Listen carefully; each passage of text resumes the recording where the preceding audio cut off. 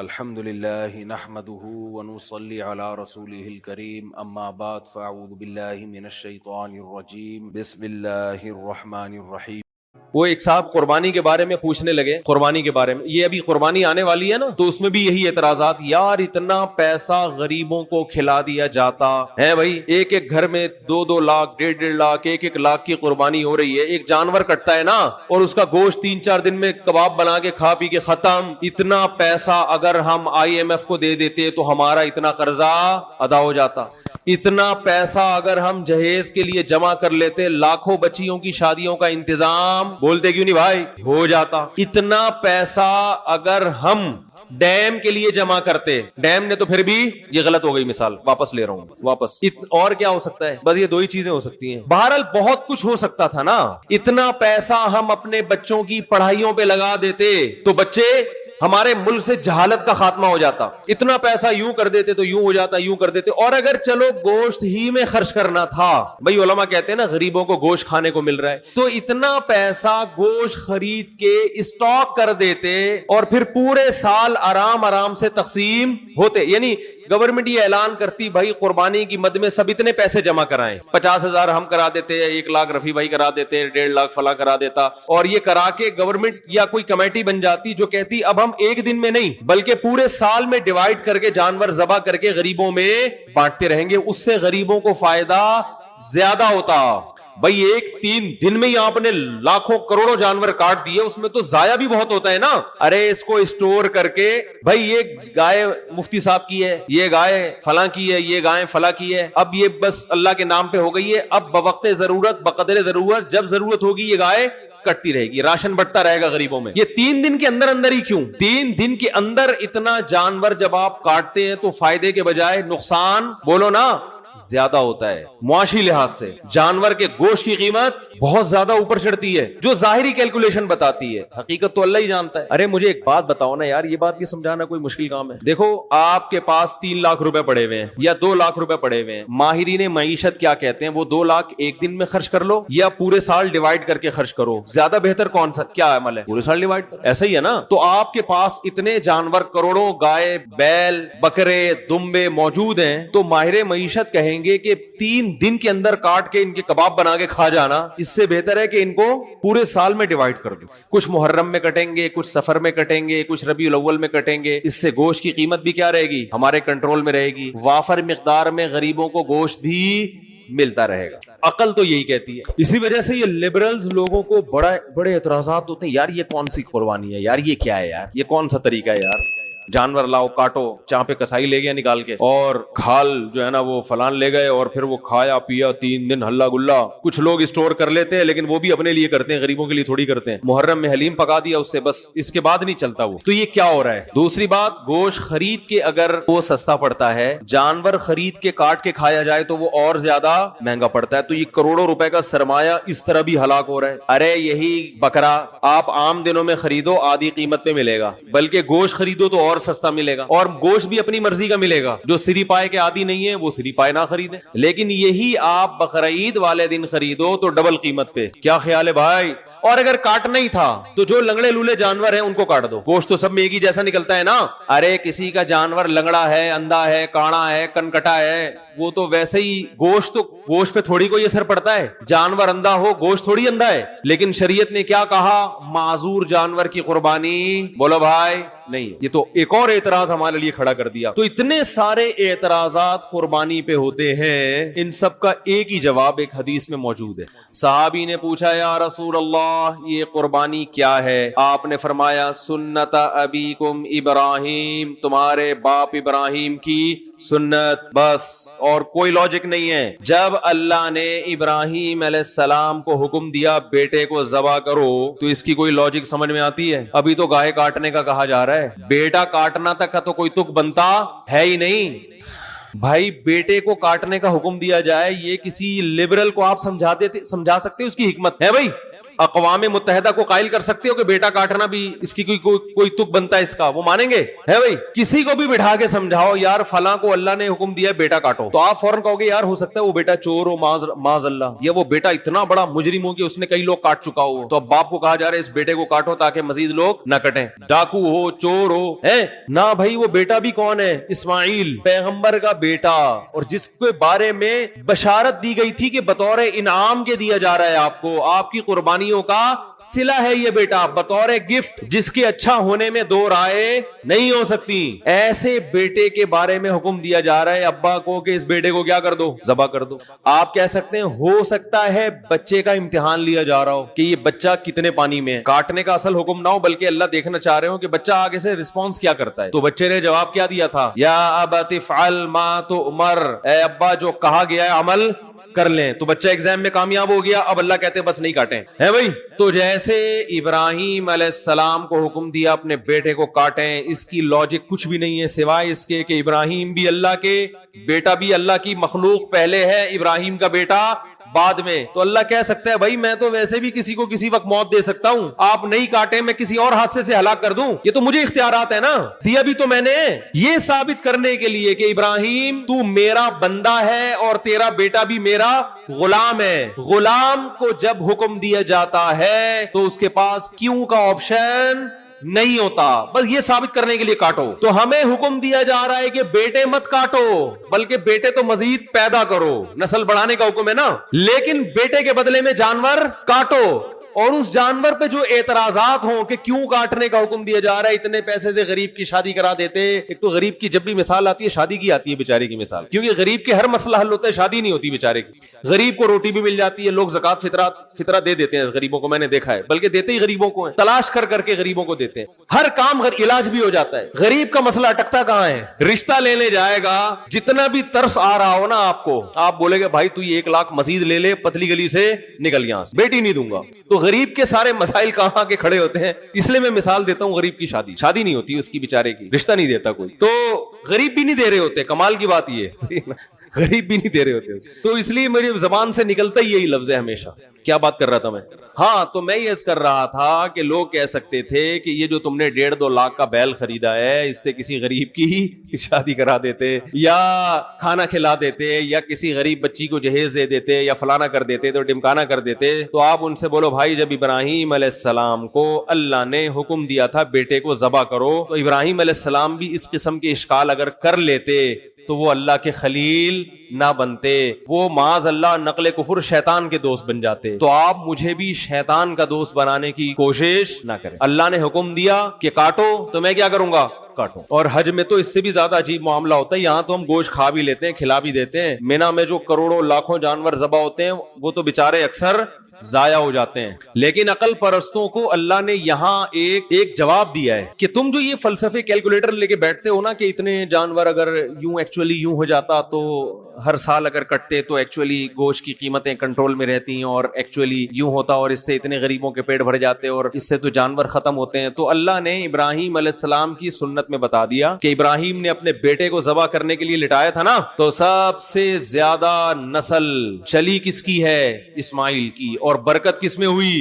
اسی بیٹے میں۔ آئی بات سمجھ میں؟ کوانٹیٹی کے لحاظ سے بھی اور کوالٹی کے لحاظ سے۔ آج بھی دنیا میں خاندان افرادی قوت کے لحاظ سے سب سے زیادہ سید ہیں دنیا میں، جن کو شاہ بھی کہا جاتا ہے، سید بھی کہا جاتا ہے، افرادی لحاظ سے بھی، اور روحانی اعتبار سے سید الانبیاء محمد صلی اللہ علیہ وسلم اللہ نے حضرت اسماعیل کی اولاد میں پیدا کیے۔ پتا چلا کہ بھائی جو اللہ کے لیے کٹے گا بڑھے گا بھی، بولو نا وہی۔ کتے تو 12 بچے دیتے ہیں اور کئی سال ہو گئے KMC والے نہیں مار رہے، پھر بھی اتنے نہیں ہوئے ہیں بھائی، یہ تو اللہ کا فضل ہو گیا۔ لیکن گائے، بیل، بکرے، دمبے روزانہ کروڑوں کی تعداد میں کٹتے ہیں، اتنے کہ ہمارے تصور سے جب بھی شنواری آؤ گے 8-10 بکرے لٹکے ہوئے نظر آئیں گے آپ. ہر ہوٹل پہ یہی ہے. او بھائی سال میں ایک بچہ دیتی ہے بکری یار. گروتھ ریشو کیا ہے؟ ایک بچہ سال میں. کٹ روزانہ رہا ہے, روزانہ. کمیلا جاؤ نا کبھی, کراچی کے کمیلے جاؤ, روزانہ بچڑے 2 دانت کے لائن لگی ہوئی ہوتی ہے. او بھائی یہ تو 2 سال میں ایک پیدا ہوتا ہے. یہ مرغیوں کی طرح 24 انڈے تھوڑی دیتی ہیں بکریاں اور گائے کہ 24 بھینسیں نکل رہے ہیں اس میں سے. اتنا کٹ رہا ہے, اتنا کٹ رہا ہے, اتنا کٹ رہا ہے. اور پھر بقرعید کے 3 دنوں میں دیکھو, اور پھر حج میں دیکھو, ختم ہونے کا نام بولو بھائی نہیں لے رہا. یہ ہے کوانٹٹی کے اعتبار سے برکت, اور کوالٹی کے اعتبار سے برکت دیکھو.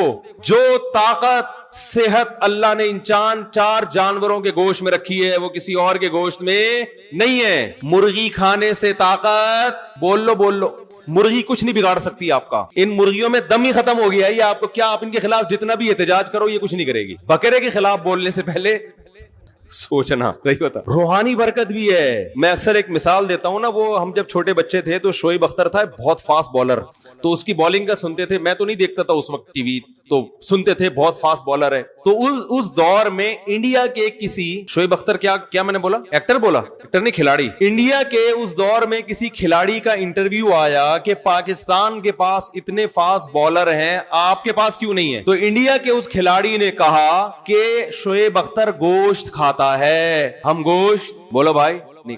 واگا بارڈر پہ چلے جاؤ, گوشت کا سبزی سے مقابلہ آپ کو نظر آئے گا وہاں. میں 2 دفعہ واگا بارڈر پہ گیا ہوں, بار دل چاہتا ہے, لیکن اب چونکہ ذرا مشہور ہو گئے تو ہر آدمی وہ پھر تصویریں لے کے ڈالنا شروع کر دیتے ہیں, اور ایک عجیب ہی. تو واگا بارڈر پہ آپ جائیں, ایک طرف گوشت نظر آئے گا, دوسری طرف بولو بھائی سبزی. آوازوں میں دم دیکھو, ایک کی دھاڑ جیسے شیر دھاڑ رہا ہے, قد ہے بھائی جیسے بیل. تو یہ برکت کس کی ہے؟ گوشت کا مقابلہ سبزی سے دیکھنا, سبزی سے کرنا ہے تو ابھے نندن کی چائے دیکھ لو. ایک سبزی کھا کر اڑا تھا ہے بھائی ہوا میں, اور ایک بولتے کیوں نہیں یار, اس میں تو کچھ نہیں, کوئی پابندی نہیں ہے یار, آپ تو گوشت کھاتے ہو نا. ایک نے سبزی کھائے تھے ٹماٹر, جس پہ پھر ہم پہ پابندی لگائے گی کہ ٹماٹر پہ پابندی لگا رہے ہیں ہم. لگا دو پابندی, گائے پہ پابندی نہ لگانا. انڈیا نے دھمکی دی تھی نا, ہم تمہارے ٹماٹر بند کر دیں گے. تو ہمارے یہاں تو ٹومیٹو کیچپ میں ٹماٹر نہیں ڈلتا, ہمارے یہاں تو ٹومیٹو کیچپ میں نہیں ڈلتا ٹماٹر, وہ پتہ نہیں کیا ڈل رہا ہوتا ہے. تو ٹماٹر بند کرنے سے ہمارا کوئی نقصان نہیں ہے. انڈیا سے جو گائے آ رہی ہیں اور وہ بیل آ رہے ہیں نا, جو ہندو نہیں کھاتے, کہ آپ بہت اچھا کرتے ہو, بہت اچھا. آپ گائے کو اپنی ماں سمجھو, گائے کی سیوا کرو, سجدہ کرو گائے کے سامنے, ہمیں کوئی اعتراض نہیں ہے, کیونکہ آپ کھاؤ گے تو ہمارے لیے کھانا مہنگا ہو جائے گا تھوڑا. تو اگر آپ یہ دھمکی دیتے کہ ہم پاکستان کو قربانی کی گائے بند کر دیں گے تو ہم پریشان ہوتے. بھائی ہمیں تو واگا بارڈر پہ آپ کے خلاف جو نعرے لگانے پڑتے ہیں وہ گائے کا گوشت کھائے بغیر ممکن نہیں ہے. ہمیں جو اڑتے ہوئے جہازوں کو کنٹرول کر کے زمین پہ لا کے پائلٹ کو چائے پلا کے واپس بھیجنے کا عمل ہے, یہ گائے کا گوشت کھائے بغیر ممکن نہیں ہے. گائے بند نہ کرو ہماری. اب مجھے ڈر ہے کہ وہ بھی گائے کھانا شروع کر دیں یہ بیان سن کے, لیکن ان کو ٹائم لگے گا. آج اگر وہ ہندو گائے کھانا شروع بھی کرتے ہیں تو وہ تو ظاہر ہے ان کی جین میں شامل ہونے میں 5-6 صدیاں بھی گزریں گی. ہم تو ہزاروں سال سے کھا رہے ہیں بھائی, ابھی آپ کو گائے کھا کے بھی ہمارا مقابلہ کرنے میں 200-400 سال لگیں گے. یہ گائے. باقی آپ کہہ سکتے ہیں وہ گائے کھانے سے کولیسٹرول بڑھتا ہے, وہ اس لیے بڑھتا ہے کہ وہ پھر کام جہازوں والے نہیں ہو رہے نا. سارے تھوڑی ابے نندن کے مقابلے میں ہوا میں یا واگا بارڈر پہ پریڈ کر رہے ہیں, زیادہ تر تو گائے کھا رہے ہیں اور کمپیوٹر کے آگے بیٹھ گئے, بس یہ انگلیوں کی جو مسل ہے نا ان کی ایکسرسائز ہو رہی ہے. اس کے لیے گائے کھانے کی ضرورت, بولو بھائی نہیں. آفس میں بیٹھے ہوئے ٹھش پش, اس سے کیا ہوگا؟ تو پھر وہ ظاہر ہے پھر تو پھٹو گے. گائے پھر یہ گائے کی توہین ہے. یہ جو گائے کا گوشت کھانے سے کولیسٹرول بڑھتا ہے, یہ گائے کے گوشت کی توہین کی وجہ سے بڑھتا ہے. کیا آپ نے بڑا گوشت کھایا, کام بڑے نہیں, کام چھوٹے چھوٹے, مرغیوں فارمی مرغی جیسے کام کر رہے ہیں, اس لیے کولیسٹرول بڑھتا ہے, ہارٹ اٹیک ہوتا ہے. بڑا گوشت وہ کھائے جو کام کیا کرے, بڑے کرے, جو فضاؤں میں جہازوں پہ قبضہ کرے, پائلٹوں کو آسمانوں سے نیچے اتارے, اور PIA کے جہاز لے جا کے, اللہ کی پناہ یار, یہ بھی ہمارے یہاں ہو رہا ہے. اس میں گائے کا قصور نہیں ہے, یہ PIA والوں کا ذاتی قصور ہے. بہرحال کیا بات چل رہی تھی, کہاں سے کہاں نکل گئی. تو قربانی پہ بات چل رہی تھی. دیکھو ابے نندن کی چائے کا جب بھی قصہ آتا ہے نا, مجھے ایک بات بہت اچھی لگتی ہے, میں دوبارہ ریپیٹ کروں گا اس کو, کہ ایک آدمی کو ہوا سے اتارا, چائے پلائی, نہلایا دھلایا, اچھے کپڑے پہنائے اور عزت کے ساتھ واپس بھیج. بہت زبردست کام ہو گیا ہمارے لیے. اب اس پہ میں بات کروں گا تو پھر بات بہت لمبی ہو جائے گی. ہمیں انڈیا کے لوگوں سے کوئی بیر نہیں ہے, ہمیں انڈیا کے کنٹری سے بھی دشمنی نہیں ہے. ایز اے کنٹری دنیا میں بہت سارے, اور انڈیا سے تو ہمیں اس لیے بھی نہیں ہے کہ انڈیا تو ہماری مٹی ہے, جہاں ہمارے ماں باپ دادا پیدا ہوئے وہاں پہ, اور کراچی میں تو زیادہ تر لوگ ہیں ہی وہ جو انڈیا سے ہجرت کر کے یہاں ہیں. تو ہمیں نہ انڈیا ایز اے کنٹری برا لگتا ہے, بلکہ ہم میں سے کراچی میں جو اردو اسپیکنگ ہے ان کی تو بہت سو کی جائے پیدائش انڈیا ہے, بہت سو کے والدین صدیوں وہاں رہے ہیں, تو کیسے نفرت کر سکتے ہیں انڈیا سے بھائی؟ نہ ہمیں وہاں کی عوام سے نفرت ہے, لیکن انڈیا کی جو موجودہ گورنمنٹ ہے وہ انڈیا کو بھی تباہ کر رہی ہے اور انڈیا کی عوام کو بھی دنیا میں رسوا کر رہی ہے. تو گورنمنٹ کی جو پالیسیاں ہیں نا وہ قابل اعتراض ہیں. ابے نندن کو بھی چائے پلانے کا جو اصل سبب بنا ہے وہ کون بنا ہے؟ مودی بنا ہے, ورنہ انڈیا کے مقدر میں ضروری نہیں کہ یہ ذلت ہوتی. یہ مودی کی پالیسیاں ہیں جس نے اس کے پائلٹوں کو یہاں تک کہ ویڈیو کیمرے میں چائے پلا کے آپ کو واپس بھیجا جا رہا ہے. تو ان پائلٹوں کو بھی عبرت حاصل کرنی چاہیے, گورنمنٹ کے خلاف احتجاج کرنا چاہیے کہ الہذا خلقنا, وہ حدیث میں آتا ہے نا کہ قرب قیامت میں لوگ بیل پہ سواری کریں گے کیونکہ ہر کام الٹا ہوگا, تو بیل کو اللہ زبان دیں گے, وہ کہے گا الہذا خلقتو, کیا اللہ نے مجھے اس لیے پیدا کیا تھا, جو ہل چلانے کے لیے تھی اس پہ کیا ہو رہی ہے؟ سواری. تو پائلٹوں کو بھی چاہیے کہ مودی سے کہیں الہذا خلقنا, کیا ہمیں ٹریننگ اس ذلت کے لیے دی گئی تھی؟ یہ دن دکھانا تھا ہم کو. تو خیر میں یہ کر رہا تھا کہ نبی صلی اللہ علیہ وسلم نے فرمایا یہ قربانی کیا ہے؟ تمہارے باپ ابراہیم کی سنت. اس میں بتا دیا کہ قربانی وہ کرے گا جو اپنے آپ کو اللہ کا غلام سمجھتا ہے کہ میرے رب نے جس بات کا مجھے حکم دے دیا میں اس کا پابند ہوں, میری سمجھ میں آئے یا نہ آئے. اور آپ دیکھو کیسا عجیب حکم ہے, 3 دن تک آپ جانور کاٹ سکتے ہو, تیسرے دن کا سورج غروب ہوا اب آپ جانور نہیں کاٹ سکتے. وہ کاٹنا عبادت نہیں ہے. اب وہ ایک جانور ہے, گوشت کھانا ہے تو کاٹ لیں, نہیں کھانا تو چھوڑ دیں, قربانی نہیں ہوگی. حالانکہ وہی جانور ہے, وہی نیت ہے, لیکن اللہ نے کہا نہیں یہ عبادت ہے. عبادت ٹائم کے اندر ہوتی ہے, ٹائم جو جس چیز کا ٹائم ہے اسی ٹائم پہ. عید کی نماز عید کے دن ہوگی, آج اگر کوئی عید کی نماز پڑھنا چاہے تو تھوڑی ہوگی.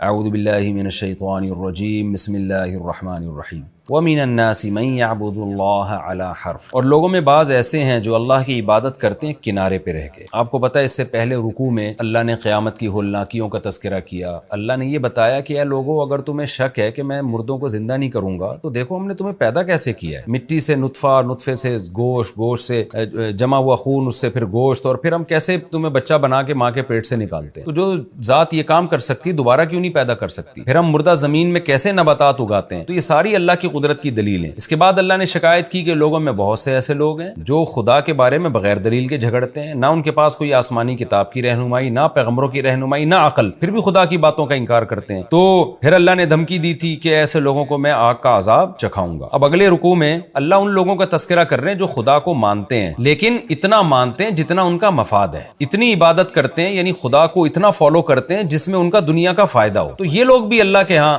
قابل اعتبار نہیں. تو اس کا تذکرہ کیا. وَمِنَ النَّاسِ, لوگوں میں بعض ایسے ہیں, مَن يَعْبُدُ اللَّهَ عَلَى حَرْفٍ, جو اللہ کی عبادت کرتے ہیں کنارے پہ کھڑے ہو کر. یہ کنایا ہے اصل میں, یعنی آپ کسی عمارت میں پورے بھی نہیں آ رہے اور پورے باہر بھی نہیں جا رہے, بیچ میں کھڑے ہوئے ہیں کہ بھئی وہاں اگر فائدہ ہوا تو اندر چلا جاؤں گا, فائدہ ادھر ہوا تو بھاگنے میں آسانی ہوگی. تو یہ سمجھانے کے لیے کہ وہ بھی اسلام کا ایک دائرہ ہے نا, تو اس کے کنارے پہ کھڑے ہوئے ہیں. فَإِنْ أَصَابَهُ خَيْرٌ, بس اگر ان کو کوئی خوشی پہنچے, بھلائی پہنچے, مثال کے طور پر منافقین کو مال غنیمت پہنچتا تھا, دیکھتے بھئی مسلمان بننے میں فتوحات زیادہ ہو رہی ہیں, تو اطمأن بہ, تو وہ مطمئن رہتا ہے اس اسلام پر. یعنی اگر فائدے پہنچتے رہیں تو وہ اللہ کی عبادت پر اور اس کی اطاعت پر مطمئن رہتا ہے.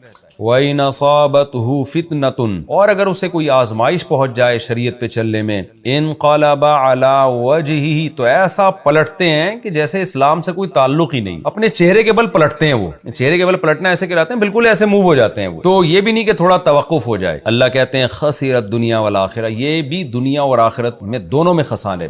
دنیا میں خسارہ کیوں؟ اس لیے کہ عدم اطمینان کی زندگی ہوگی. انسان کا جب ایک ہدف ہی نہیں ہوتا اور اس کا ایک ویژن ہی نہیں ہوتا, ایک کانسیپٹ, ایک نظریہ ہی نہیں ہوتا, تو کسی ایک جگہ ٹکتا نہیں ہے, اپنی زندگی کے سکون کو برباد کر دیتا ہے. اور آخرت کا تو ظاہر ہے, واضح ہے کہ آزمائشوں میں بھی اس کو چاہیے تھا اسلام کو فالو کرتا, اور خوشیوں میں بھی اس کو چاہیے تھا دین کو فالو کرتا. ذالک هو الخسران المبین, اللہ کہتے ہیں یہ بہت واضح خسارہ ہے. اب چونکہ قرآن کے اولین مخاطب تو مشرکین مکہ ہیں, عرب ہیں, تو اس لیے قرآن ان کی آگے مثال دے رہا ہے کہ یہ اسلام کی طرف آتے ہیں جب ان کو فائدہ ہے, نہیں تو یہ شرک کی طرف چلے جاتے ہیں. تو جب شرک کی طرف جاتے ہیں تو کیا کرتے کرتے ہیں؟ یدعو من دون اللہ، ایسا شخص اللہ کو چھوڑ کے پکارنے لگتا ہے ما ان معبودوں کو لا یضرہ جو نہ ان کو نقصان پہنچا سکتے ہیں، وما اور وہ معبود لا ینفعہ جو نہ ان کو فائدہ پہنچا سکتے ہیں، ایسے بیکار چیزوں کی صرف اس لیے کہ ظاہری طور پر کچھ فائدہ نظر آ رہا ہے۔ یہ مثال آج کے لوگوں پہ بھی صادق بیٹھتی ہے۔ آپ دیکھیں شعبدے بازوں کے پیچھے لوگ جانا شروع کر دیتے ہیں، حالانکہ پتہ ہے کہ یہ پیر، یہ فقیر، یہ عامل لوگ اپنا فائدہ نہیں کر سکتے تو ہمیں فائدہ کہاں سے پہنچا سکتے ہیں؟ ان کی خود کی ٹانگ ٹوٹ جائے تو یہ جوڑ نہیں سکتے، یہ تو لوگوں کی پھونکے مار کے ٹانگیں کہاں سے جوڑیں گے؟ یہ تو یعنی کیسے انسان کی عقل اچک لی جاتی ہے شیطان کی طرف سے۔ تو اللہ فرماتے ہیں ایسے معبودوں کو پکارتے ہیں جو نہ فائدے کے نہ نقصان کے، ذالک هو الضلال البعید، یہ بہت بڑی گمراہی ہے، یعنی حق سے بہت دور کی گمراہی ہے، کیونکہ شرک سے بڑی گمراہی کوئی ہو نہیں سکتی۔ یدعو یہ پکارتے ہیں، لمن ایسی ذات کو، ضرہ جن کا نقصان اقرب من نفعہ ان کے نفع سے زیادہ ہے۔ ان کا نفع کیا ہے کہ بھئی کلچر کو فالو کریں گے تو جیسے ہندو بتوں کو کیوں پوجتے ہیں؟ اس لیے کہ بھائی ہم اپنے کلچر پہ چلیں گے، خاندانی روایات پہ چلیں گے تو خاندان سے کٹیں گے نہیں، یہ فائدے ہیں شرک کے۔ لیکن اللہ کہتے ہیں اس شرک کے جو نقصانات ہیں وہ اس کے فائدوں سے بہت زیادہ ہیں، تو ایسی ذات کو کیوں پکارتے ہو جس کے فائدوں سے زیادہ اس کے نقصانات ہیں؟ وہ نقصانات کیا ہیں کہ یہ تمہاری پکار کو سن نہیں سکتے اور آخرت میں اللہ اس کی سزا دے گا تمہیں۔ لبیس المولا، اللہ فرماتے ہیں کتنے برے دوست ہیں تمہارے معبود، ولبیس العشیر اور کتنے ہی برے ساتھی ہیں۔ اور جو ایمان لائے گا، آگے اللہ ان کا تذکرہ کر رہا ہے کہ جو خوشی ہو یا غم ہو اللہ کے دین کو ہر صورت میں انہوں نے فالو کرنا ہے۔ جو حقیقی ایمان والے لوگ ہیں ان کے ساتھ کیا ہوگا؟ ان اللہ یدخل الذین آمنوا، بے شک اللہ تعالیٰ داخل کرے گا ان لوگوں کو جو ایمان لائے، وعملوا الصالحات اور نیک اعمال کیے، یعنی چاہے فتنہ نیک اعمال پہ چلنے میں فتنہ ہو رہا تھا یا نہیں ہو رہا تھا، انہوں نے اعمال نیک اختیار کیے تو اللہ ان کو داخل کرے گا جناتن باغات میں، تجری من تحتها الانہار جن باغات کے نیچے نہریں بہتی ہیں۔ اللہ نے جہاں جنت کا تذکرہ کیا تو نہروں کا تذکرہ کیا۔ دیکھیں عربی میں 3 لفظ استعمال ہوتے ہیں، ایک ہے حدیقہ، ایک ہے بستان، ایک ہے جنت۔ حدیقہ باغیچے کو کہتے ہیں چھوٹا سا، بستان جو بڑا باغ ہوتا ہے جس کو ہم اردو میں باغ کہتے ہیں، اور حدیقہ کو اردو میں باغیچہ، اور جنت بڑے بڑے گہرے باغات، جیسے ہم جاتے ہیں نا مری میں اور ناران کاغان میں، تو وہاں باغ نہیں ہوتے بلکہ وہ تو پوری ایک گرینری کا ایک نہ ختم ہونے والا ایک سلسلہ شروع ہوتا ہے جن کے نیچے نہریں بہ رہی ہوتی ہیں۔ تو اللہ فرماتے ہیں ایسے باغات میں داخل کروں گا کہ جن کے نیچے نہریں بہتی ہوں گی۔ ان اللہ یفعل ما یرید، اللہ جس چیز کا ارادہ کرتا ہے اللہ اس کو کر گزرتا ہے۔ تو اللہ نے نیک لوگوں کے لیے جنت کا وعدہ کیا۔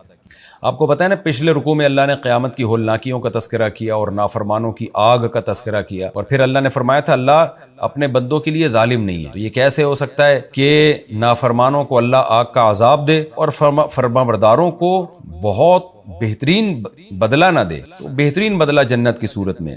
اب چونکہ یہ سورہ حج بھی مکی صورت ہے، نبی صلی اللہ علیہ وسلم کا مقابلہ چل رہا تھا مشرکین مکہ سے، وہ ہر وقت کوشش میں لگے ہوئے تھے کہ اسلام پھیلے نہیں، لیکن روز بروز اسلام پھیلتا جا رہا تھا، نبی صلی اللہ علیہ وسلم کی مدد ہوتی جا رہی تھی، اسلام کا حلقہ وسیع ہوتا جا رہا تھا۔ تو ایسے مشرکین، ایسے کافر جو اسلام کو دیکھ کے جلتے تھے، یغیظ کا معنی جو اسلام گویا ان کو غصہ دلا رہا تھا کہ میں کیوں پھیل رہا ہوں، میں کیوں پھل رہا ہوں، تو اللہ نے ان لوگوں کو مایوس کرنے کے لیے کہا کہ دیکھو تم یہ چاہتے ہو کہ اسلام ختم ہو جائے اور خدا جو ہے وہ پیغمبر کی مدد چھوڑ دے، جو شخص بھی یہ چاہتا ہے کہ اللہ محمد صلی اللہ علیہ وسلم کی مدد چھوڑ دے، تو اللہ اسے ایک طریقہ بتا رہے ہیں مایوس کرنے کے لیے کہ بھائی دیکھو یہ تو جب تک آسمان سے وحی پیغمبر پر آئے گی تو مدد ہوتی رہے گی، اللہ نے وحی نازل اس لیے کی ہے تاکہ یہ وحی کا پیغام دنیا تک پہنچے۔ تو تمہارے پاس اگر یہ طریقہ ہے نا کہ تم رسی آسمان تک باندھو اور رسی پہ چڑھ کے وحی کا سلسلہ ہی کاٹ ڈالو، تو جا کے وحی کا سلسلہ کاٹ ڈالو، اس سے کیا ہوگا؟ وحی بند ہو جائے گی اور اللہ پھر محمد صلی اللہ علیہ وسلم کی مدد کرنا اور آپ کے ذریعے لوگ اپنا پیغام لوگوں تک پہنچوانے کا عمل چھوڑ دے گا۔ ظاہر ہے ایسا ہو نہیں سکتا، تو جب یہ نہیں ہو سکتا، اوپر سے وحی کا سلسلہ نہیں بند ہو سکتا، تو پھر تم پیغمبر صلی اللہ علیہ وسلم کو شکست بھی نہیں دے سکتے، کیونکہ جو کچھ نبی کر رہے ہیں وہ تو خدائی تعلیمات کی بیس پہ کر رہے ہیں، یہ تو خدا کروا رہا ہے، تو خدا آپ کو بچائے گا بھی اور اللہ آپ کو دنیا میں غالب بھی کرے گا۔ تو اس لیے اللہ نے فرمایا من کان یظن ان لن ینصرہ اللہ فی الدنیا والآخرہ، جو شخص یہ سمجھتا ہے کہ اللہ پیغمبر صلی اللہ علیہ وسلم کی دنیا اور آخرت میں مدد نہیں کرے گا، یعنی اس بات کا امکان ہے کہ اللہ مدد نہ کرے، اور وہ اس کا یہ خیال ہے کہ اللہ تعالیٰ مدد چھوڑ دے گا، اور جیسے مشرکین کا یہ خیال تھا یہ وقتی ہے اور یہ سب ختم ہو جائے گا، تو اللہ کہیں گے کہ وہ تجربہ کر کے دیکھ لے، اوپر جا کے وحی کا سلسلہ کاٹ دے۔ اگر کٹ جاتا ہے تو اس کا مطلب واقعی اللہ مدد نہیں کرے گا، اور یہ وحی کا سلسلہ نہیں کٹتا تو تمہارا گمان غلط ہے، تم یہ جو کہہ رہے ہو اللہ مدد نہیں کرے کرے گا، یہ غلط سوچ ہے تمہاری۔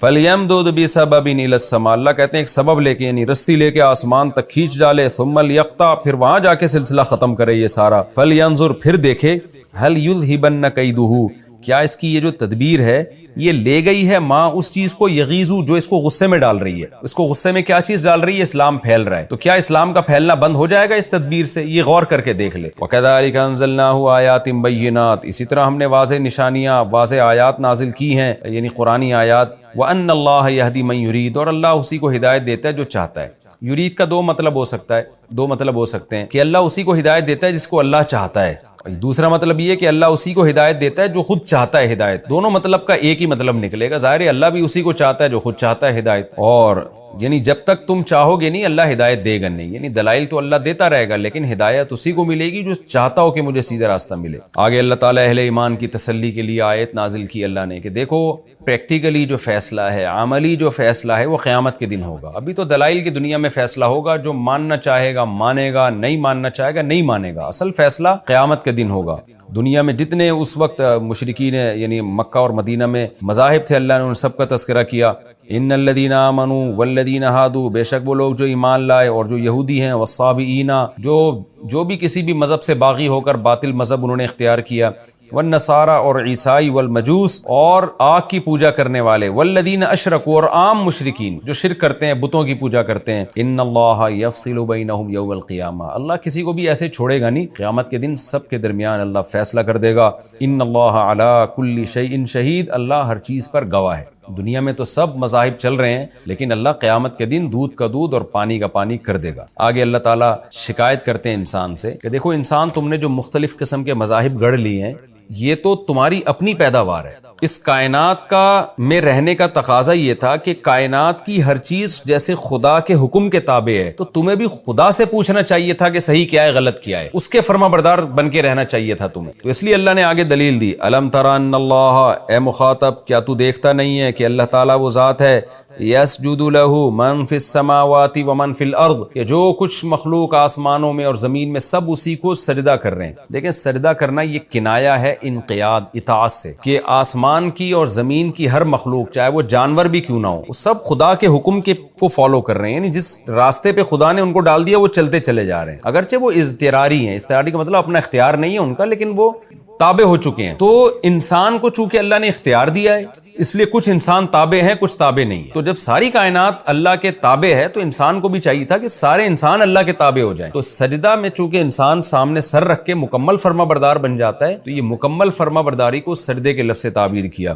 اے مخاطب کیا تو دیکھتا نہیں ہے کہ اللہ وہ ذات ہے جس کے لیے آسمانوں اور زمین کی مخلوق اس کے سارے اس کے فرما بردار ہیں، والشمس والقمر، سورج اور چاند بھی اس کو سجدہ کرتے ہیں، کیا مطلب مکمل اس کے فرما بردار ہیں، والنجوم اور ستارے بھی، والجبال اور پہاڑ بھی، اور درخت بھی اور چوپائے بھی، وکثیر من الناس اور بہت سے لوگ بھی، یعنی جو نافرمان اللہ ان کو خطاب کر رہے ہیں کہ انسانوں میں بھی سارے سرکش نہیں ہوتے، تو ان لوگوں کی فہرست میں کیوں نہیں آ جاتا جو خدا کو مان کے چلتے ہیں، خدا کی مان کے چلتے ہیں۔ وکثیر حق علیہ العذاب، لیکن انسانوں میں بہت سے ایسے بھی ہیں جن پر عذاب ثابت ہو چکا ہے، وہ خدا کو سجدہ نہیں کرتے، یعنی اس کی فرما برداری نہیں کرتے۔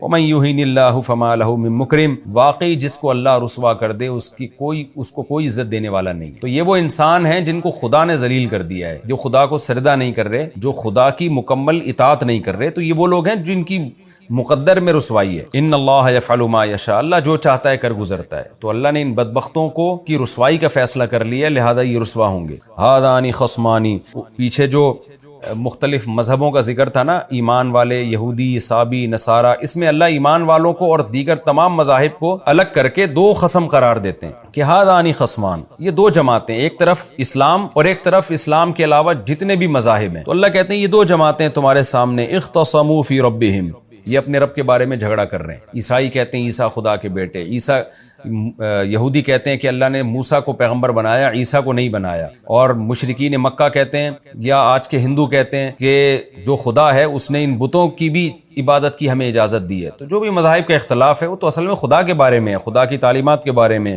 اللہ کہتے ہیں یہ سب رب کے بارے میں جھگڑا کر رہے ہیں. فالذین کفروا، لیکن جو انکار کرے گا نا، جو اوریجنل خدائی تعلیمات ہیں ان سے جو انکار کرے گا، انجام بہت بھیانک ہوگا. یعنی اس اختلاف کو تم ہلکا مت سمجھو. قرآن یہ بتانا چاہ رہا ہے. دنیا میں تو ہم کہتے ہیں نا ہر آدمی اپنے مذہب میں آزاد ہے اور ہر ایک کی اپنی تھیوری، اپنا ایک نظریہ ہوتا ہے، بڑا آسان لفظ ہے، لیکن اللہ کہتا ہے اس کو ہلکا مت سمجھو. جو بھی منکر ہوگا خدائی تعلیمات کا، ان کے لیے قطعت لہم ثیاب من نار. ثوب عربی میں کپڑے کو کہتے ہیں، ثیاب اس کی جمع. آگ کے کپڑے ہوں گے جو ان کے لیے کاٹے جائیں گے. کاٹے جانے کا مطلب یہ ہے، ہم کہتے ہیں نا اس کے لیے کپڑا کاٹ دو، یعنی سی دو اس کے لیے، تو اللہ کہتے ہیں آگ کے کپڑے ہوں گے جو کاٹے جائیں گے. تو کپڑا لباس اس لیے کہ آگ نے چاروں طرف سے گھیرا ہوا ہوگا، تو الگ سے کوئی لباس نہیں ہوگا آگ کا، بلکہ جو آگ نے چاروں طرف سے ان کو گھیرا ہوا ہوگا، اسی گھیرنے کے عمل کو اللہ نے لباس سے تعبیر کیا ہے. یصب من فوق رؤوسہم، بہایا جائے گا ان کے سروں کے اوپر سے، الحمیم، کھولتا ہوا پانی، یصہر بہ، جس سے گل جائے گا، ما فی بطونہم، جو ان کے پیٹ، بطن کہتے ہیں پیٹ کو، ان کے پیٹوں میں جو آتے ہیں وہ بھی گل جائیں گی، والجلود، اور ان کی کھال بھی گل جائے گی. اللہ ہم سب کو محفوظ رکھے. وَلَهُم مَّقَامِعُ مِنْ حَدِيدٍ، اور ان کے لیے لوہے کے گزند ہوں گے. یعنی روایات میں آتا ہے کہ جب یہ جہنم سے باہر نکلنے کی کوشش کریں گے نا، فرشتے ان کو اس لوہے کی روڈوں سے ماریں گے ان کو.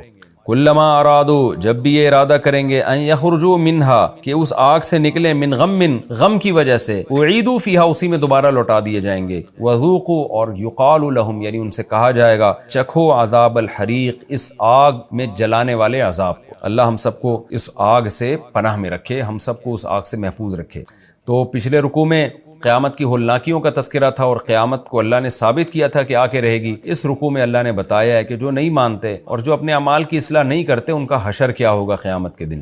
یہ ہمارا رکوع کمپلیٹ ہو گیا. اللہ ہمیں اس عذاب سے محفوظ رکھے. اگلا رکوع اب میں شروع کرتا ہوں سورہ حج کا رکوع نمبر 3 اور 17ویں پارے کا رکوع نمبر 10. حسب معمول اس رکوع کا مختصر لفظی ترجمہ، مختصر گرامر کے ساتھ، پھر انشاءاللہ اس کی تشریح ہوگی. ان اللہ یدخل الذین آمنوا، بے شک اللہ داخل کرے گا ان لوگوں کو جو ایمان لائے، وعاملوا الصالحات، اور انہیں نیک اعمال کیے، جنات، باغات میں، تجری من تحتها الانہار، جن کے نیچے نہریں بہتی ہیں، یحلون، حلیہ کہتے ہیں لباس، جو بھی جوڑا ہوتا ہے نا، جوڑا، اس کو حلیہ کہتے ہیں. تو حلا یحلی کا معنی جوڑا پہنانا یا کوئی بھی لباس پہنانا. یحلون فیہا، اس جنت میں وہ پہنائے جائیں گے، من اساورا، کنگن. اسورا، سوار عربی میں کنگن کو کہتے ہیں، اس کی جمع اسورا بھی اسورا آتی ہے، اور اسورا کی پھر جمع آتی ہے اساور، یعنی جمع الجمع ہے، جمع کی بھی جمع، جس کو جمع اقصا کہتے ہیں. خیر گرامر کی بات ہے، آپ کو نہ بھی سمجھ میں آئے تو بس اتنا کہ کنگنوں کو کہا جاتا ہے کہ پہنائے جائیں گے اس میں وہ کنگن، من ذہب،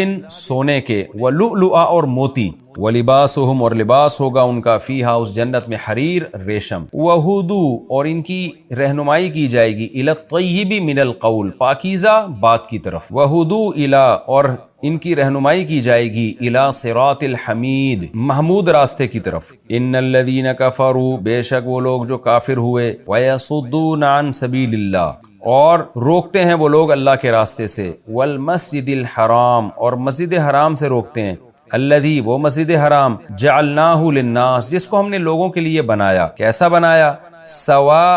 سواءن، اصل میں تھا سواءن، تو ملا کے پڑھا جاتا ہے سواءن العاکف، کہ اس میں عاکف کہتے ہیں قرار، معتکف کہتے ہیں نا جو ہی قرار کر کے بیٹھ جائے، تو وہاں کے مقامی رہنے والے، فیہی، اس مسجد حرام میں، والباد، اور باہر سے آنے والے، بادی، بدا یبدو، یعنی بدو عربی میں کہتے ہیں گاؤں کے، دیہات کے لوگوں کو، یعنی جو وہاں رہتا ہے اور باہر سے آتا ہے وہ سب اس میں برابر ہیں. تفسیر میں اس کی ڈیٹیل انشاءاللہ آئے گی. وَمَن يُرِدْ فِيهِ، اور جو شخص ارادہ کرے گا اس مسجد حرام میں، بِالْحَادٍ، الحاد کا، الحاد ٹیڑھا پن کو کہتے ہیں، کجی کو کہتے ہیں، لحد عربی میں اس قبر کو کہتے ہیں جو ٹیڑھی ہوتی ہے، ایل کی شکل میں ہوتی ہے. تو ہر وہ کام جو فتنہ و فساد والا ہو یا نظریات کی خرابی، ان سب کو الحاد کہا جاتا ہے. جو شخص بظلم، ظلم کے ذریعے اس میں الحاد کی کوشش کرے گا، نذقہ، ہم چکھائیں گے اس کو، من عذاب علیم، دردناک عذاب. مختصر رکوع اور مختصر لفظی ترجمہ اس کا، اور اس کی تفسیر بھی پھر مختصر. پچھلے رکوع میں اللہ نے اہل جہنم کی آگ کا تذکرہ کیا. آپ کو پتہ ہے پچھلے رکوع میں بھی اللہ نے یہ بتایا کہ اللہ ایمان والوں کو ایسے باغات میں داخل کرے گا جن کے نیچے نہریں بہتی ہوں گی. پھر اللہ نے جہنم کی آگ کا تذکرہ کیا کہ کیسے جہنم میں کھولتا ہوا پانی جہنمیوں کو پلایا جائے گا. اب اللہ دوبارہ جنت کا تذکرہ کر رہے ہیں، کیونکہ جہنم کا تذکرہ 2 دفعہ ہوا تو اللہ نے پھر جنت کا تذکرہ بھی 2 دفعہ کیا۔ فرمایا اللہ داخل کرے گا ان لوگوں کو جو ایمان لائے اور نیک اعمال کیے ایسے باغات میں جن کے نیچے نہریں بہتی ہیں، یحلون فیہا من اساور، اور اس میں وہ پہنائے جائیں گے کنگن، من ذہب، سونے کے، ولؤلؤ، اور موتی بھی پہنائے جائیں گے۔ حدیث میں یہ مضمون بہت واضح ہے کہ قیام یعنی جنت میں مردوں کو بھی زیور پہنایا جائے گا۔ اب چونکہ جنت کے حکام جنت ہی میں جا کے پوری طرح سمجھ میں آئیں گے تو نبی صلی اللہ علیہ وسلم نے فرمایا وہاں مردوں کو کے لیے بھی سونے اور چاندی کے زیورات ہوں گے۔ وَلِبَاسُهُمْ فِيهَا حَرِيرٌ، اور ان کا لباس اس جنت میں ریشم ہوگا۔ وَهُدُوا إِلَى الطَّيِّبِ مِنَ الْقَوْلِ، اور ان کی رہنمائی کی گئی ایسی بات کی طرف جو پاکیزہ تھی۔ میں نے شاید ترجمے میں یہ کہہ دیا کہ ان کی رہنمائی کی جائے گی، اصل ترجمہ اس کا ہے اور ان کی رہنمائی کی گئی، یعنی جو جنتی ہیں ان کی دنیا میں رہنمائی کی گئی تھی إِلَى الطَّيِّبِ مِنَ الْقَوْلِ، ایک پاکیزہ قول کی طرف، وہ قول ہے لا الہ الا اللہ۔ وَهُدُوا إِلَى صِرَاطِ الْحَمِيدِ، اور ان کی ہدایت کی گئی تھی ایک قابل تعریف راستے کی طرف جس کو سیدھا راستہ کہا جاتا ہے۔ إِنَّ الَّذِينَ كَفَرُوا وَيَصُدُّونَ عَن سَبِيلِ اللَّهِ وَالْمَسْجِدِ الحرام، اس آیت کا ایک شان نزول ہے، صلح حدیبیہ کے موقع پہ یہ نازل ہوئی۔ سورہ حج کی بعض آیات مکی ہیں اور بعض مدنی ہیں، تو یہ بھی مدنی آیت ہے۔ نبی صلی اللہ علیہ وسلم کو جب حدیبیہ میں روک دیا گیا عمرہ کرنے سے، آپ عمرے کی نیت سے جا رہے تھے، عرب میں یہ بڑا معیوب سمجھا جاتا تھا کہ آپ بیت اللہ سے کسی کو نہیں روک سکتے، بیت اللہ سب کا ہے، لیکن عرب نے اپنے کلچر کی بھی خلاف ورزی کی۔ قرآن نے بیت اللہ کی عظمت میں آیات نازل کی کہ وہ لوگ جو کافر ہیں اور اللہ کے راستے سے روکتے ہیں، یہاں اللہ کے راستے سے مراد ہے عمرہ کرنا، والمسجد الحرام، اور مسجد حرام سے روکتے ہیں، الذی، وہ مسجد حرام، جعلناہ للناس، جس کو ہم نے لوگوں کے لیے بنایا۔ کیسا بنایا؟ سواء العاکف، کہ وہاں کا رہنے والا، فیہ، اس مسجد حرام میں، والباد، اور جو بادی ہے باہر سے آنے والا ہے، وہ سب اس میں برابر ہیں۔ کیا مطلب؟ مسجد حرام کی یہ فضیلت ہے، دیکھیں یہاں مسجد حرام سے مراد ہے حرم، قرآن میں کہیں مسجد حرام سے عین مسجد مراد ہے، کہیں مسجد حرام سے پوری حدود حرم مراد ہے، کہیں مسجد حرام سے پورا مکہ بھی مراد ہوتا ہے، تو یہاں حرم مراد ہے، کیونکہ یہ جو احکام ہے نا کہ باہر سے آنے والا وہاں کا رہنے والا برابر ہیں، یہ پورے حدود حرم کے بارے میں۔ برابر کا کیا مطلب ہے کہ حرم جاتے ہوئے، دیکھیں اس کا ایک مطلب تو وہ ہے جو امام حنیفہ کا ایک قول ہے کہ حرم میں کوئی بھی ذاتی ملکیت کی کوئی چیز نہیں خرید سکتا، ذاتی پراپرٹی نہیں ہو سکتی، پورا وقف ہے، یعنی جو وہاں رہے گا یا باہر سے آئے گا مالک کوئی بھی نہیں ہوگا۔ جیسے مسجد ہے نا، مسجد میں آپ ایک ٹکڑا بھی خرید نہیں سکتے، تو پورا جو حدود حرم ہے وہ ایسا ہی ہے۔ لیکن امام صاحب کا یہ قول ہے جس میں فتویٰ نہیں ہے، فتویٰ جمہور کے قول پر ہی ہے فقہ حنفی میں، وہ یہی ہے کہ مسجد یعنی جو حدود حرم ہے نا اس میں ذاتی پراپرٹی بھی ہو سکتی ہے، مسجد حرام میں تو نہیں ہو سکتی لیکن حدود حرم میں ہو سکتی ہے۔ تو کیا مطلب ہوا؟ باہر سے آنے والے اور اندر رہنے والے برابر ہیں، یعنی مسجد میں آنے کا، مسجد میں نماز پڑھنے کا، طواف کرنے کا حق یہ سب کو برابر ہے۔ راستوں پہ کوئی قبضہ نہیں کر سکتا کہ جی آپ کہیں میرا چونکہ یہاں گھر ہے تو آپ نے ایک بنگلے پہ یعنی ایک راستے پہ قبضہ کر لیا کہ میں باہر سے کسی کو نہیں آنے دوں گا، یا جو اندر رہتے ہیں ان کو خصوصی پروٹوکول دیا جا رہا ہو مسجد میں جانے کے لیے، باہر والوں کے لیے دروازے بند کیے جا رہے ہوں، تو اللہ کہتے ہیں کہ یہ ایسی جگہ ہے جس میں رہنے والا باہر سے آنے والا برابر، کیونکہ یہ اللہ کا گھر ہے تو اللہ کے گھر پہ تو کسی کا قبضہ نہیں ہو سکتا، لہذا راستے سب کے لیے کھلے رہیں گے اس میں۔ تو اس لیے اللہ تعالیٰ فرماتے ہیں اس مسجد کی یہ عظمت ہے کہ اس میں رہنے والا، باہر سے آنے والا اور اندر رہنے والے برابر ہیں، تو ظاہر ہے جب برابر ہیں تو مشرکین مکہ کا نبی صلی اللہ علیہ وسلم کو اندر آنے سے منع کرنا یہ مسجد حرام کی توہین ہے۔ وَمَن يُرِدْ فِيهِ بِإِلْحَادٍ، اللہ فرماتے ہیں جو بھی اس میں ظلم کے ساتھ الحاد کا ارادہ کرے گا، ظلم کے ساتھ الحاد کا مطلب یہ ہے کہ ایک نادانستہ طور پر کوئی غلط کام ہو گیا وہ معاف ہے، لیکن یہاں ظلم کا مطلب جان بوجھ کر غلط ارادے سے جو یہاں الحاد کرے گا، الحاد کا مطلب کوئی بھی بے دینی کا کام کرے گا، نُذِقُهُ مِنْ عَذَابٍ أَلِيمٍ، ہم اس کو دردناک عذاب چکھائیں گے۔ اس سے پتہ چلتا ہے کہ مسجد حرام یا بیت اللہ میں گناہ کرنے کی شناعت اور برائی باہر کی نسبت اور زیادہ بڑھ جاتی ہے، اور حدود حرم میں بھی۔ مجھے بڑا افسوس ہوتا ہے جب ہم حج کے لیے، عمرے کے لیے جاتے ہیں تو مسجد حرام میں تو جرم نہیں کرتے، لیکن حدود حرم میں ہم نے لوگوں کو دیکھا ہے کہ وہ کیبل لگائی ہوئی ہے، ڈش اینٹینے لگے ہوئے تھے پہلے تو، اور وہ اس پہ فلمیں دیکھ رہے ہوتے ہیں حدود حرم کے اندر جو مزدور ہیں، تو بہت سخت یعنی اللہ کے عذاب کو دعوت دینے والی بات۔ تو وہ چونکہ مزدوری کر رہے ہیں، ہوٹلوں میں ٹھہرے ہوئے ہیں، وہ حدود حرم میں ہی، تو وہاں وہ سمجھتے ہیں کہ سارے گناہ ہمارے لیے جائز ہیں، یعنی وہی ہیں جیسے ہم باہر کر رہے ہیں، تو یہ بہت بڑا جرم ہے، تو اللہ نے اس پہ بڑی شدید وعید سنائی ہے۔ تو یہ رکوع ہمارا الحمدللہ کمپلیٹ ہو گیا۔ اس رکوع کا حاصل یہی ہے کہ اللہ نے اس میں نیک لوگوں کے لیے جنت کا تذکرہ کیا، اور اللہ نے اس میں فرمایا کہ جو بھی مسجد حرام کے میں لوگوں کو آنے سے روکے گا اور عمرے میں رکاوٹ کا ذریعہ بنے گا، ہم اس کو دنیا اور آخرت میں عذاب کا مزہ چکھائیں گے۔ اور اس سے ایک اشکال ہوتا ہے کہ حجاج بن یوسف نے تو بیت اللہ پہ سنگباری کی تھی، یعنی جو حضرت عبداللہ بن زبیر کی جب حکومت قائم ہوئی تھی نا، تو حجاج بن یوسف نے جب ان کی حکومت کا تختہ گرانے کے لیے مکہ پہ حملہ کیا تو بیت اللہ بھی مسمار ہو گیا تھا، تو اس پر تو کوئی ایسا عذاب نہیں آیا۔ اس کا جواب علماء نے دیا ہے کہ بیت اللہ کا مسمار کرنا حجاج کی نیت نہیں تھی، حجاج کی نیت بیت اللہ، کیونکہ وہ بھی بہرحال مسلمان تھا، بیت اللہ کا طواف کرتا تھا، بیت اللہ کی طرف رخ کر کے نماز پڑھتا تھا، اس نے حکومت گرانے کے لیے غلط اقدام کیا جس کے نتیجے میں نادانستہ طور پر بیت اللہ کی جو ہے وہ تعمیر کو، وہ منجنیق کی جو توپیں تھیں اس سے نقصان پہنچا۔ تو اس لیے قرآن میں الفاظ ہیں وَمَن يُرِدْ فِيهِ بِإِلْحَادٍ بِظُلْمٍ، جو جان بوجھ کر یہ کرے گا، یعنی بیت اللہ کی توہین کرے گا، شاعر اللہ کی توہین کرے گا، اس کے لیے دردناک عذاب۔ بیت اللہ کے ساتھ تو ایسا ہوا ہے کہ جس نے بھی بیت اللہ کے ساتھ برائی کے ارادے سے اس کو ڈھانے کی کوشش کی ہے، دنیا میں اس پر عذاب آیا ہے۔ اب اگلا رکوع شروع ہو رہا ہے، میں پہلے اس رکوع کا بھی یعنی مختصر لفظی ترجمہ مختصر گرامر کے ساتھ، پھر اس کی انشاءاللہ تفسیر ہوگی اگر وقت بچا۔ اب ہم شروع کرنے جا رہے ہیں جی 17ویں پارے کا رکوع نمبر 4 اور سورہ حج کا رکوع نمبر 4 اور 17ویں پارے کا رکوع نمبر 11۔ بسم اللہ الرحمن الرحیم۔ وَإِذْ بَوَّأْنَا لِإِبْرَاهِيمَ، اور اس وقت کو یاد کرو جب ہم نے ابراہیم کے لیے ٹھکانہ دیا۔ بوّأ یبوّئ کا معنی ٹھکانہ دینا، ابراہیم کو ہم نے ٹھکانہ دیا مکان البیت، بیت اللہ کی مکان یعنی اس کی جگہ کا، ٹھکانے کا مطلب یعنی ان کو وہ جگہ بتائی ہم نے کہ یہاں ہے بیت اللہ۔ اللہ تشرک بی شیئا، اور ہم نے ان سے کہا کہ لا تشرک بی شیئا، میرے ساتھ کسی کو شریک نہیں کرنا آپ نے، وطہر بیتیا، اور میرے گھر کو پاک صاف رکھنا ہے، للطائفین، طواف کرنے والوں کے لیے، والقائمین، قیام کرنے والوں کے لیے یعنی نماز میں جو قیام کرتے ہیں، والرکع، راکع کی جمع رکع آتی ہے، اور رکوع کرنے والوں کے لیے، السجود، اور سجدہ کرنے والوں کے لیے، ساجد کی جمع سجود۔ وَأَذِّن فِي النَّاسِ، اور لوگوں میں آپ اعلان کر دیں، اذن یؤذن تاذینا، اعلان کرنا، آپ لوگوں میں اعلان کر دیں، بالحج، حج کا، حج کا لغوی معنی ہے قصد کرنا، ارادہ کرنا، تو یہاں بیت اللہ کا قصد کرنا، یعنی آپ لوگوں میں حج کا یعنی بیت اللہ کی طرف آنے کا اعلان کر دیں۔ اس اعلان کا نتیجہ کیا نکلے گا؟ یاتوکا، یہ لوگ آپ کے پاس آئیں گے، رجالن، پیدل، پیدل بھی آئیں گے، رجل پیدل کو کہتے ہیں، رجال اس کی جمع، رجل کی جمع بھی رجال آتی ہے، رجل مرد کو کہتے ہیں اور رجل کہتے ہیں پیدل کو۔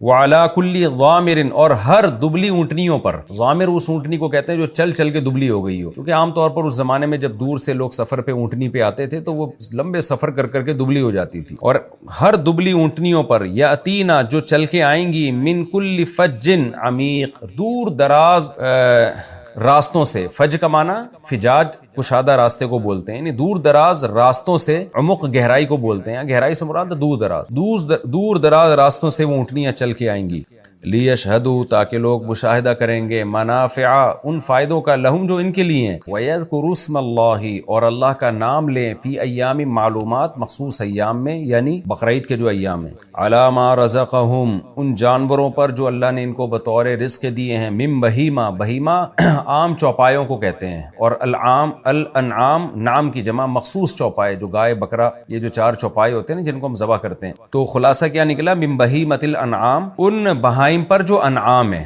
یعنی ان چوپایوں پر جو انعام ہیں، تو اس لیے اس کا ترجمہ یہ کیا گیا کہ مخصوص قسم کے چوپایوں پر، یعنی 4 قسم کے جانوروں پر اللہ کا نام لے وہ، فَكُلُوا مِنْهَا، پس خود بھی ان جانوروں میں سے کھاؤ، وَأَطْعِمُوا الْبَائِسَ، اور کھلاؤ، اطعم یطعم، اطعامن کا معنی کھلانا، اور کھلاؤ، البائس، محتاج کو، الفقیر، اور فقیر کو، بائس کا معنی بھی جو بیچارہ تنگی کی حالت میں، ان کو بھی کھلاؤ، ثم، پھر اس کے بعد، ثم لیقضوا، اصل میں تھا لی یقضوا، قضا یقضی کا معنی چکانا، پھر ان کو چاہیے کہ یقضوا تفثہم، تفث کہتے ہیں میل کچیل کو، اپنا میل کچیل کو دور کریں، یعنی اس کو چکائیں، یہاں چکائیں کا مطلب یہ ہوگا کہ یقضوا تفثہم، اپنے میل کچیل کو دور کریں جو احرام سے کھلنے کے بعد، تفسیر میں انشاءاللہ پوری ڈیٹیل سمجھ میں آئے گی، وَلْيُوفُوا نُذُورَهُمْ، اور اپنی نظروں کو پورا کرو، نظر منت کو کہتے ہیں، نذور اس کی جمع، یہاں منت سے مراد جو حج کے واجبات ہیں تمہارے اوپر ان کو پورا کرو، وَلْيَطَّوَّفُوا، اور چاہیے کہ یہ لوگ طواف کریں، بِالْبَيْتِ الْعَتِيقِ، اس گھر کا جو آزاد گھر ہے، یعنی عزت والا گھر ہے، ذالک، اللہ فرماتے ہیں یہ حکام ہیں جو ہم نے تمہیں دیے ہیں، وَمَن يُعَظِّمْ حُرُمَاتِ اللَّهِ، جو اللہ کے احکام کی تعظیم کرتا ہے، حرمہ کہتے ہیں حرمت کہتے ہیں نا، جو اللہ کی حدود، اللہ کی باؤنڈری جس کی رعایت ہم نے کرنی ہے. تو اس سے مراد اللہ کے ہر قسم کے حکام. جو اللہ تعالیٰ کے احکامات کی تعظیم کرتا ہے فَهُوَ خَيْرٌ لَهُ، تو یہ تعظیم کرنا اس کے لیے بہتر ہے عند ربہ، اس کے رب کے نزدیک. وَأُحِلَّتْ لَكُمُ الْأَنْعَامُ، اور تمہارے لیے حلال کر دیے گئے ہیں چوپائے، إِلَّا مَا، سوائے ان چوپایوں کے یُتْلَىٰ عَلَيْكُمْ جو تم پر تلاوت کیے گئے ہیں، یعنی جن کی حرمت تمہیں بیان کر دی گئی ہے. فَاجْتَنِبُوا الرِّجْسَ مِنَ الْأَوْثَانِ، پس تم اجتناب کرو. وثن بت کو کہتے ہیں، اوثان اس کی جمع. رجس ناپاکی، جو بتوں کی ناپاکی ہے اس سے اجتناب کرو. وَاجْتَنِبُوا قَوْلَ الزُّورِ، اور جھوٹی بات سے بھی اجتناب کرو. حُنَفَاءَ لِلَّهِ، اپنے رخ کو پھیرتے ہوئے اللہ کی طرف. حنیف کہتے ہیں ہٹنا، مائل ہونا، یعنی باطل سے ہٹ کے خدا کی طرف مائل ہونا. غیر مشرکین بہ، اس کے ساتھ شرک نہیں کرتے ہوئے. وَمَن يُشْرِكْ بِاللَّهِ، جو اللہ کے ساتھ شرک کرتا ہے، فَكَأَنَّمَا، گویا کہ وہ خَرَّ مِنَ السَّمَاءِ، آسمان سے گرا. خرّا کا معنی گر جانا. فَتَخْطَفُهُ الطَّيْرُ، پھر پرندے اس کو اچک رہے ہیں، اس کی بوٹیاں نوچ رہے ہیں. خطف یخطف کا معنی اچکنا. أَوْ تَهْوِي بِهِ الرِّيحُ، یا ہوا اس کو لے کر گرا رہی ہو کہیں. ہوا یہوی ہوین کا معنی اوپر سے بلندی سے گرنا. ہوا نے اس کو گرا دیا ہو. فی مکان سحیق، بہت دور کے مقام میں. ہوا نے بہت بلندی سے لے کے بہت دور لے جا کے اس کو پھینک دیا ہو. ذالک، یہ ایک حکم تھا جو ہم نے تمہیں بیان کیا. پھر آگے اللہ فرماتے ہیں ایک اور اصولی بات، وَمَن يُعَظِّمْ شَعَائِرَ اللَّهِ، جو اللہ کے شاعر کی تعظیم کرتا ہے. شاعر اللہ بار بار میں ایکسپلین کر چکا ہوں، ہر وہ چیز جس کی نسبت اللہ کی طرف ہو اور اللہ کی پہچان ہو، جیسے مسجد ہے، بیت اللہ ہے، رمضان ہے، یہ جتنے بھی اللہ کے حکام ہیں نا جو اللہ کے ساتھ خاص ہیں، جو ایک علامت ہیں مذہب کی، وہ تمام چیزیں شاعر اللہ کہلاتی ہیں. جو اللہ کے شاعر کی تعظیم کرتا ہے، فَإِنَّهَا، تو یہ تعظیم کرنا، مِن تَقْوَى الْقُلُوبِ، دل کے تقوی کی علامت ہے. لَكُمْ فِيهَا مَنَافِعُ، تمہارے لیے اس میں بہت سے فائدے ہیں، یعنی ان جانوروں میں. إِلَىٰ أَجَلٍ مُّسَمًّى، ایک خاص مدت تک کے لیے. ثُمَّ مَحِلُّهَا، پھر ان جانوروں کا ٹھکانہ إِلَى الْبَيْتِ الْعَتِيقِ، بیت اللہ ہے جو آزاد ہے. تفسیر میں انشاءاللہ اس کی ڈیٹیل آئے گی. یہ جی ہمارا مختصر لفظی ترجمہ ہو گیا. اب میں اس کی تفسیر کی طرف جاتا ہوں، کیونکہ بیت اللہ کا تذکرہ آیا نا پچھلے رکوع میں، بیت اللہ جانے سے مشرکین نے روک دیا. تو اب اللہ تعالیٰ بیت اللہ کی عظمت بیان کر رہے ہیں. اللہ تعالیٰ چاہتے ہیں دنیا میں توحید ہو، اللہ کی عبادت ہو، تو بیت اللہ اس عبادت کا مرکز ہے. تو اللہ بیت اللہ کی ہسٹری بیان کر رہے ہیں کہ اس وقت کو یاد کرو جب ہم نے ابراہیم کو بیت اللہ کا ٹھکانہ دکھایا کہ یہ ہے اللہ کا گھر، یہاں اپنے اللہ کا گھر بنانا ہے. تو یہ جو بیت اللہ بنا ہوا ہے یہ انسان کی اختراع نہیں ہے. دنیا میں جتنی بھی مذہبی عبادت خانے لوگوں کے گڑے ہوئے ہیں، لوگوں نے بنا دیے. لیکن اللہ کہتے ہیں دیکھیں، اگر انسان نے بیت اللہ کو خود اپنی رائے سے گڑھا ہوتا نا تو کبھی بھی مکہ میں نہ کرتا وہ یہ کام. کیونکہ کسی انسان کا دماغ ایسی بیابان زمین کی طرف جا ہی نہیں سکتا. آپ اگر خود سے کوئی عبادت گاہ بنانا چاہیں گے، ایسی لوکیشن پہ تھوڑی بنائیں گے جہاں آپ کو پتا ہے کوئی آ ہی نہیں سکتا. اتنے بڑے بڑے ریگستان، نہ گھاس کا تنکا نہ پانی. تو اللہ نے ایسی جگہ ابراہیم علیہ السلام کو دی تاکہ لوگوں کو یقین آ جائے یہ انسان کی سلیکشن نہیں ہے، خدا کی سلیکشن ہے. تبھی کہتے ہیں نا یہ روایات میں ابراہیم علیہ السلام نے اللہ سے پوچھا، بعض روایات میں تاریخی روایات ہیں کہ میں جب اعلان کروں گا کہ یہاں حج کے لیے آؤ تو کون آئے گا، میرا اعلان سنے گا کون؟ تو اللہ نے کہا کہ میں آپ کی آواز کو پوری دنیا کے کونے کونے پہنچا دوں گا. تو یہ خود اس کی علامت ہے کہ یہ ابراہیم علیہ السلام کی سلیکشن نہیں ہے، یہ خدا کی سلیکشن ہے. اور اس وقت کو یاد کرو جب ہم نے ابراہیم کو حکم دیا، ابراہیم کو ٹھکانہ بتایا بیت اللہ کا، لیکن ان کو ساتھ ساتھ کہہ دیا لا تشرک بی شیئا، میرے ساتھ شرک نہیں کرنا. دنیا میں بیت اللہ اور بیت اللہ سے منسلک جتنی مسجدیں ہیں جن کا رخ بیت اللہ کی طرف ہے، یہ واحد عبادت گاہیں جہاں شرک نہیں ہوتا. اس کے علاوہ دنیا میں ہر عبادت گاہ میں شرک ہے. کہیں بھی آپ دنیا میں چلے جائیں خدا کے علاوہ بھی بہت سو کو پکارا جا رہا ہے. تو یہ بیت اللہ کی خاصیت ہے. اللہ کہتے ہیں میں نے حکم دیا کہ آپ نے میرے ساتھ شریک نہیں کرنا. وَطَاهِرْ بَيْتِيَ لِلطَّائِفِينَ وَالْعَاقِفِينَ، اور میرے گھر کو آپ نے پاک صاف رکھنا ہے طواف کرنے والوں کے لیے، قیام کرنے والوں کے لیے، رکوع اور سجود کرنے والوں کے لیے. یہ تو نماز کا حکم بتایا، اور ایک حج بھی ہوگا. وَأَذِّن فِي النَّاسِ بِالْحَجِّ، میرا گھر ہے تو میں چاہوں گا لوگ میرے گھر کی زیارت کے لیے آئیں، مخصوص ارکان ادا کر کے عبادت کریں. تو آپ نے لوگوں میں اعلان کر دیا پوری دنیا کے تمام انسانوں کو حج کا اعلان کرنا ہے. اس کا نتیجہ کیا نکلے گا؟ یا تو کا رجالن، اے ابراہیم یہ تیرے پاس آئیں گے. تیرے پاس کا مطلب تو چونکہ یہاں ہے تو بیت اللہ کی طرف آئیں گے. اس سے پتہ چلتا ہے کہ 4000 سال پہلے ہی حج شروع ہو چکا تھا. رجالن، پیدل بھی آئیں گے. وعلی کل ضامر، اور ہر دبلی اونٹنی پہ سوار ہو کے بھی آئیں گے، کیونکہ اس زمانے میں اونٹنیاں چل چل کے دبلی ہوتی تھی اس لیے ذکر کیا، یعنی سواریوں پہ سوار ہو کے بھی آئیں گے. ایسی اونٹنیاں یاتین من کل فج، جو ہر طرح کے راستوں سے آئیں گی. عمیق، دور دراز راستے، کہاں کہاں سے دنیا آئے گی. لیشہدوا منافع لہم، کیا کریں گے؟ یہاں آ کے اپنے فائدوں کو دیکھیں گے، روحانی فائدے بھی اور جسمانی فائدے بھی. اصل تو مقصد روحانی فائدے ہے. عبادت میں ان کو ایک روحانیت ملے گی، خدا کا قرب حاصل ہوگا، یہ فائدے ان کو ملیں گے. یہاں پہ زمزم پئیں گے. اور جسمانی فائدے کیا؟ تجارت بھی ہوگی. یہ ضمناً ہوگی، اصل مقصد تجارت نہیں ہونا چاہیے حج میں، اصل مقصد ہے عبادت۔ وَيَذْكُرُ اسْمَ اللَّهِ، پھر وہ اللہ کا نام لیں گے، فی ایام معلومات، خاص ایام میں، یعنی یہاں کے پھر جانوروں کو بھی ذبح کریں گے اللہ کے نام، کیونکہ ابراہیم علیہ السلام نے اپنے بیٹے کو ذبح کیا تھا تو یہ جانور کو ذبح کریں گے۔ تو لاکھوں کروڑوں جانور بیت اللہ جاتے ہیں اور ہر سال ذبح ہوتے ہیں، کتنا یعنی ایک اللہ کا ایک حکم ہے جو اس وقت سے زندہ کیا جا رہا ہے۔ مخصوص ایام میں جانوروں پر بھی اللہ کا نام لیں گے، جو بسم اللہ اللہ اکبر پڑھ کے ہم جانور ذبح کرتے ہیں، علی ما رزقہم، ان جانوروں پر جو اللہ نے ان کو بطور رزق دیے، من بہیمۃ الانعام، ان بہائم پر جو انعام ہیں، جو چوپائے ہیں۔ دیکھیں انعام کا اطلاق عموماً 4 جانوروں پر ہوتا ہے، یہ جو ہم قربانی میں ذبح کرتے ہیں، ویسے انعام مطلق چوپائے کو بھی کہا جاتا ہے، لیکن یہاں مخصوص چوپائے مراد ہیں، کیونکہ پہلے بہیمہ کا لفظ آ چکا ہے اور بہیمہ ہر طرح کے چوپایوں کو کہا جاتا ہے، تو اس لیے یہاں انعام میں ہم یہ تعویل کریں گے کہ انعام سے 4 چوپائے مراد ہیں۔ تو اللہ نے فرمایا کہ ان 4 چوپایوں پر اللہ کا نام لیں، فَكُلُوا مِنْهَا، پس جب ان کو ذبح کرو تو خود بھی اس میں سے کھاؤ، وَأَطْعِمُوا الْبَائِسَ الْفَقِيرَ، اور محتاجوں کو بھی کھلاؤ۔ مالدار کو بھی کھلانا جائز ہے جب خود کھا سکتے ہیں تو، لیکن اللہ نے استحبابی حکم دیا کہ تبھی ہم قربانی کے جانور میں نا غریبوں کا حصہ بھی نکالتے ہیں، یہ مستحب ہے۔ ثُمَّ لْيَقْضُوا تَفَثَهُمْ، پھر اپنے میل کچیل کو دور کرو، یعنی حج کے ارکان ادا کرنے کے بعد جب احرام کھلتا ہے تو پھر باقاعدہ نہایا جاتا ہے، سر کے بالوں کو صاف کیا جاتا ہے اور خوشبو لگانے کی اجازت ہوتی ہے، تو اپنے میل کچیل کو دور کرو، وَلْيُوفُوا نُذُورَهُمْ، اور اپنی نظروں کو پورا کرو۔ یہ نظر کہتے ہیں، یہاں نظر سے وہ نظر مراد نہیں ہے جو ہم منت مانتے ہیں۔ حج کا جب آپ احرام باندھ لیتے ہیں نا تو بھی آپ نے اپنے اوپر حج کے ارکان واجب کر لیے، اب احرام کھولنا جائز نہیں، تو اللہ کہتے ہیں وہ اپنے تمام واجبات کو پورا کرو جو حج پہ تم نے کیے ہیں۔ کچھ واجبات احرام سے پہلے ہوتے ہیں، کچھ احرام کے بعد بھی ہوتے ہیں، جیسے منی میں قیام ہے اور پھر طواف زیارت ہے جس کا آگے تذکرہ آ رہا ہے۔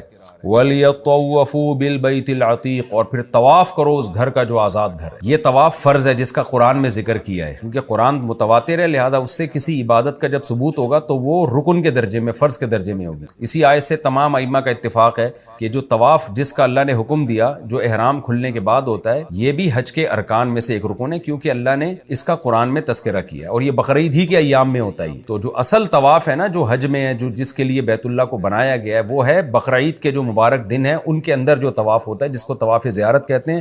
مخصوص دنوں کے اندر اتنا بڑا کراؤڈ پوری دنیا میں کہیں نہیں ہوتا جتنا بڑا کراؤڈ جو ہے یہ بقرعید کے 3 دنوں میں بیت اللہ کے گرد ہوتا ہے۔ تو اللہ نے فرمایا پھر اس آزاد گھر کا تم طواف کرو۔ ذالک، اللہ فرماتے ہیں یہ تو حکام ہے حج کے، ومن یعظم حرمات اللہ، لیکن ایک اصول ضابطہ ہم بتاتے ہیں، جو اللہ کے حکام کی تعظیم کرتا ہے اس کو ہلکا نہیں لیتا، فَهُوَ خَيْرٌ لَهُ عِنْدَ رَبِّهِ، یہ تو اس کے رب کے نزدیک اس کے لیے بہتر ہے۔ یعنی تمہیں لگے گا حج میں تم طواف کر رہے ہو، مینا میں جا رہے ہو، قربانی کر رہے ہو، تو اس میں تو پیسے ہی ضائع ہو رہے ہیں، مل کیا رہا ہے؟ اللہ کہتے ہیں لیکن یہ تمہارے لیے بہتر ہے۔ وَأُحِلَّتْ لَكُمُ الْأَنْعَامُ، ایک اشکال کا جواب ہے، اے اللہ تو نے تو حرم میں جانور مارنے سے منع کیا، لیکن اللہ فرماتے ہیں تمہارے لیے ان چوپایوں کو ہم نے حلال کر دیا، الا ما یتلی علیکم، ہاں وہ چوپائے جو تم پر تلاوت کر دیے گئے ہیں دوسرے مقام پہ کہ کون کون سے جانور تم پہ حرام ہے، خنزیر ہے جس کا تذکرہ آیا نا، تو یہ والے جو جانور ہیں گھریلو جانور ہیں یہ حرم میں بھی تمہارے لیے حلال ہیں۔ فاجتنبوا الرجس من الاوثان، لہذا اصل جو چیز ہے وہ کیا ہے؟ بت پرستی کی ناپاکی سے تم نے بچنا ہے، بیت اللہ میں شرک نہیں ہونے دینا۔ واجتنبوا قول الزور، اور جھوٹی بات سے بھی بچنا ہے، وہ جھوٹی بات جو مشرکین کیا کرتے تھے، شرک کی باتیں، کہ اللہ نے ہمیں جب وہ طواف کرتے تھے نا تو کہتے تھے لبیک لا شریک لک لبیک، اے اللہ تیرے ساتھ کوئی شریک نہیں ہے، الا شریکا تملکہ، سوائے اس شریک کا جس کا تو مالک ہے یا تو نے اس کو ملکیت میں اپنے ساتھ شریک کیا ہے، اس طرح کے الفاظ اپنے ساتھ ایڈ کر دیا کرتے تھے۔ تو اللہ فرماتے ہیں جھوٹی باتوں سے بچو، حنفاء للہ، اللہ کی طرف مائل رہو، غیر مشرکین بھی، اس کے ساتھ شرک نہیں کرنا۔ حج کے ایام میں کہیں بھی ایک دفعہ اللہ کے سوا کسی کو نہیں پکارنا تم نے، خالصتاً ہر موقع پہ یا اللہ مدد۔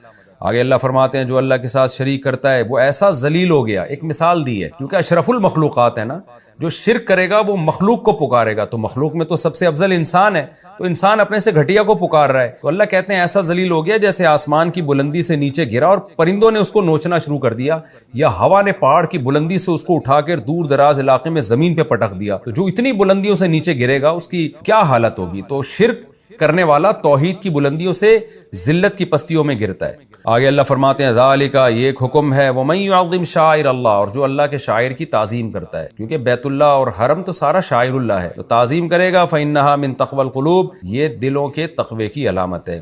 پھر اللہ نے انہی جانوروں کا تذکرہ کیا کہ حدود حرم میں جب جانور لے کے جاتے تھے نا ذبح، اب تو بینک قربانی کر رہے ہیں کوئی جانور لے کے ہی نہیں جاتا، ورنہ اصل تو طریقہ یہی ہے کہ جب آپ حرم میں جاتے ہیں تو اپنے ساتھ جانور ذبح کرنے کے لیے لے کے جائیں، تاکہ جب اس کو ذبح کریں تو آپ کا احرام کھلے۔ اللہ فرماتے ہیں لکم فیہا منافع الی اجل مسمی، ایک خاص وقت تک تم ان جانوروں سے فائدہ اٹھا سکتے ہو۔ ثم محلھا، اس کے بعد ان کا جو محل ہے یعنی جو ہدی ہے، ہدی کا جانور کہلاتا ہے جو حج میں ہم لے کے جاتے ہیں یا عمرے میں حج میں ذبح کرنے کے لیے، تو پھر اس کا محل یعنی اس کا ٹھکانہ ہے الی البیت العتیق، بیت اللہ۔ یہاں بیت اللہ سے مراد بیت اللہ اور اس کا ارد گرد ہے یعنی پورا حرم، تو اس لیے جو ہدی کا جانور ہے وہ حدود حرم میں ہی ذبح کرنا واجب ہے، آپ وہ حرم سے باہر ذبح نہیں کر سکتے۔ تو یہ بیت اللہ اور اس سے متعلق کچھ اور حج سے متعلق کچھ احکام تھے جو اس رکوع میں اللہ نے ذکر کیا۔